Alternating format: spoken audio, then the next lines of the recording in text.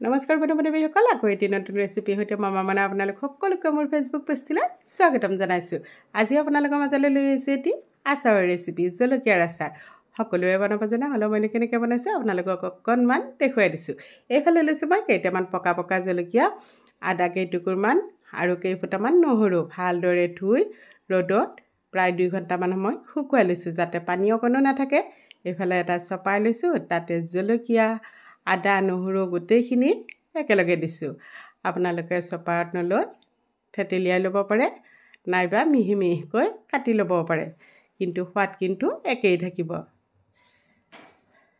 পকা জলকীয়াৰ ঠাইত আপোনালোকে কেঁচা জলকীয়াও দিব পাৰে, কিন্তু পকা জলকীয়া দিলে কালাৰটো ধুনীয়া দেখি।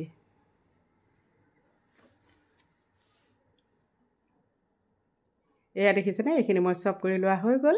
এতিয়া থাল এখনত উলিয়াই লৈছোঁ। কালাৰটো দেখিয়ে খাওঁ খাওঁ লগা নাইনে বাৰু?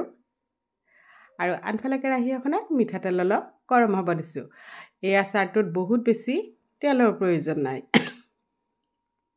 এইফালে মিক্সি জাৰত লৈছোঁ সৰিয়হ কেইটামান, আপোনালোকে যিকোনো এটা সৰিয়হ দিব পাৰে। মই ক'লা সৰিয়হটো দিছোঁ, কেইটামান দিছোঁ মিঠি গুটি আৰু অলপ দিছোঁ কুৱামুৰি। এইখিনি মিক্সি জাৰটোত আধা বিছা কৰি লৈছোঁ। বাউল এটাত লৈ ল'লোঁ, সোৱাদ অনুযায়ী নিমখ দিলোঁ, অকণমান দিছোঁ হালধি, অলপ দিছোঁ কালাৰৰ কাৰণে জলকীয়া গুড়ি। এতিয়া তাত সেই যে গৰম কৰি ৰখা তেলখিনি গৰমে গৰমে দি দিছোঁ। তেতিয়াহ'লে মছলাখিনি ধুনীয়া ভজা ভজাৰ নিচিনা এটা গোন্ধ ওলাই আচাৰটো খাবলৈ টেষ্টি হয়। এতিয়া তাত দিলোঁ জলকীয়া, আদা আৰু নহৰুখিনি।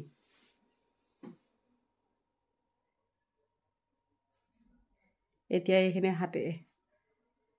হেতাখনেৰে ভালদৰে মিহলাই ল'ম।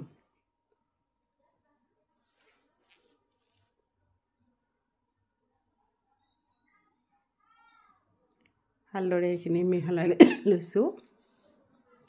এই আচাৰটো আপোনালোকে ৰুটি, ভাত দুয়োটাৰ লগতে খাব পাৰে। আৰু তাৰ লগত দিছোঁ অকণমান ভিনেগাৰ নিদি আপোনালোকে নেমুৰ ৰসো দিব পাৰে। এটা নেমুৰ ভালদৰে ৰস উলিয়াই গোটেইখিনি ৰস দি দিব।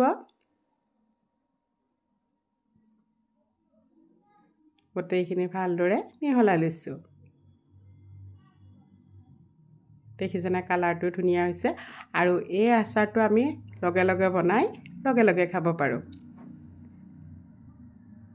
এয়া মোৰ আচাৰ খাবৰ বাবে ৰেডি হৈ গ'ল। এয়া দেখিছেনে কালাৰটো ধুনীয়া লাগিছে আৰু খাবলৈও বহুত বেছি টেষ্টি হয়। আপোনালোকে বাৰু কি ধৰণে বনায় কমেণ্টত জনাবচোন। সকলোৰে বনোৱাৰ পদ্ধতিসমূহ বেলেগ বেলেগ নহয় জানো? আপোনালোকৰ পৰাও কিছু মই শিকিব পাৰিম। এতিয়া শুকান জাৰ এটা লৈছোঁ, তাতে আচাৰখিনি ভৰাই লৈছোঁ। ঠাণ্ডা হ'লে ভৰাব, গৰমে গৰমে কিন্তু নভৰাব, কাৰণ গৰম গৰম তেল দিছোঁ যে। আচাৰখিনি অলপ গৰম গৰম হৈ আছে, যেতিয়া ঠাণ্ডা হ'ব তেতিয়া জাৰটোত ভৰাই ল'ব। ভিডিঅ'টো চাই কেনেকুৱা পালে কমেণ্ট কৰি জনাব। যদি ভাল লাগিছে লাইক কৰিব, ভিডিঅ'টি শ্বেয়াৰ কৰি দিব। আপোনালোকৰ বহুমূলীয়া সময়লৈ ভিডিঅ'টো শেষলৈকে চোৱাৰ বাবে অশেষ ধন্যবাদ জনালোঁ।